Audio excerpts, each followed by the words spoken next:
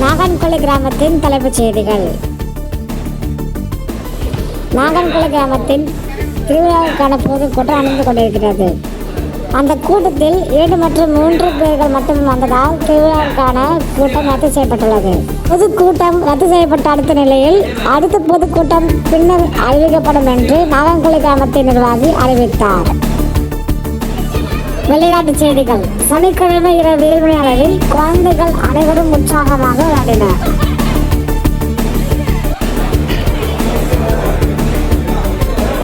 ஞாயிற்றுக்கிழமை காலை பொதுக்கூட்டத்திற்கு 2-3 பேர்கள் வந்ததால் அடுத்த பொதுக்கூட்டத்தை அறிவித்தார் கிராம நிர்வாகி.